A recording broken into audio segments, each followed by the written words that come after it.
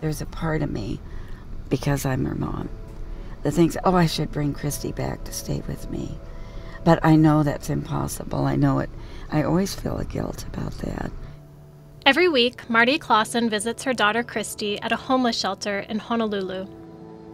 Christie has schizoaffective disorder, a serious mental condition characterized by hallucinations, delusions, and severe mood swings. I'm working 2 jobs. I'm never home. I can't monitor her. You can't describe the heartache that it is.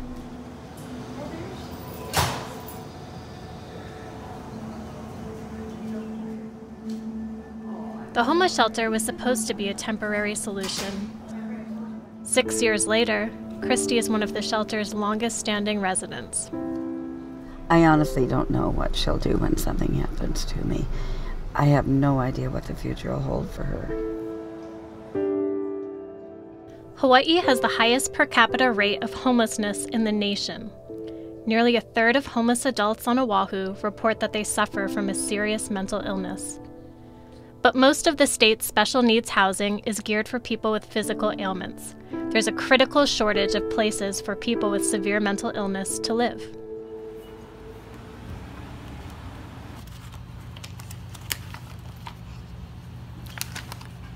We had a wonderful life. You know, Christie, when she was in junior high, she was elected the one most likely to become a fashion designer. She's always had that kind of flair with clothes. Christie had her first psychotic break at age 28. She was hospitalized against her will 7 times that year. Worse breakdowns followed. Marti, by then a widow, took custody of Christie's 3 children and helped Christie move into a group home. In Colorado, her doctors, with my consent, applied for this certification.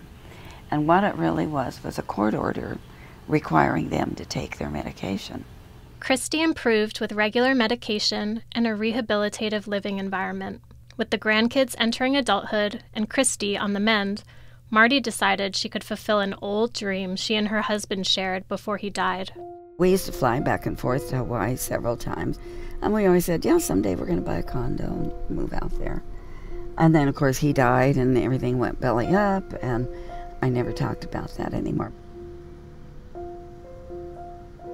It was a year after my older daughter had died. Christie was in a group home, and it seems like things were kind of settling. So I thought, this is the time. But Marti didn't realize that Hawaii is very different from Colorado when it comes to mandating treatment for people with mental illness. In Hawaii, Christie was no longer under court order to take her medication. Her mood swings and delusions started to resurface.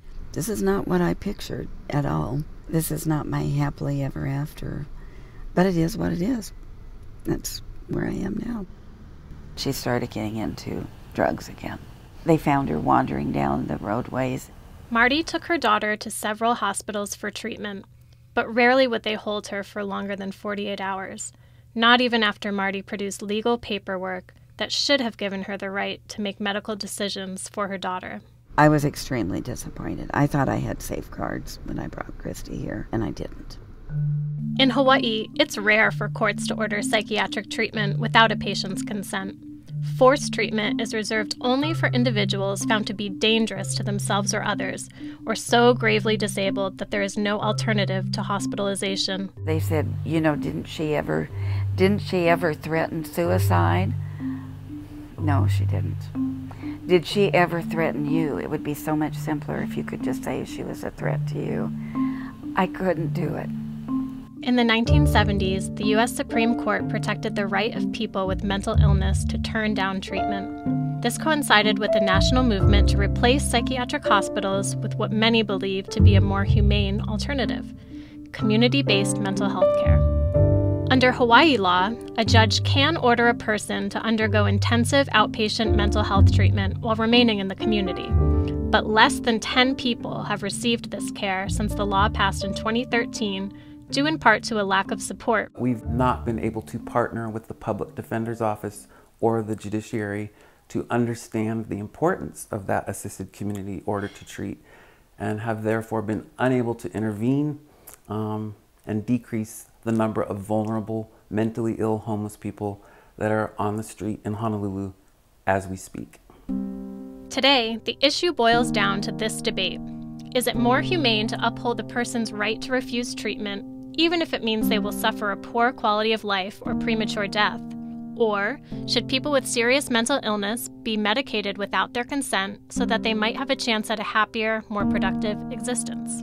To me, there's no, hands down for me as a nurse, I side on the side of giving a person a better quality of life. In 6 years of homelessness, Christie has had a chance to live at 8 group homes or care homes on Oahu. Her erratic behavior and her need for a high level of supervision caused her to be quickly evicted from most of them. She has not had any opportunities to move out of the shelter for 2 long years. I had to bring her. She has to have a safe place to stay.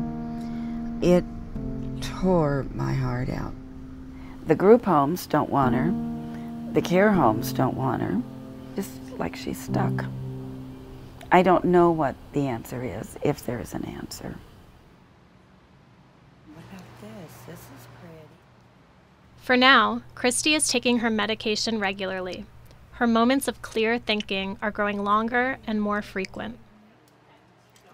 It's not like I have the hope that she's going to be totally Christie again, but it's that thrill, an actual thrill, of seeing her glimmers of where she was before.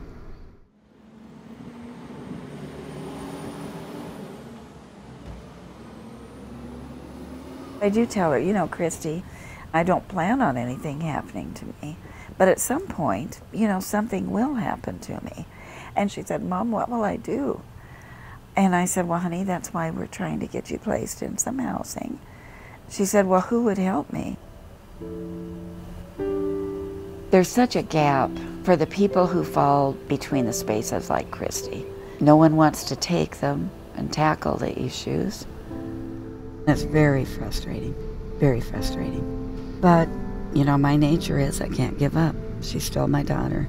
I can't give up on her.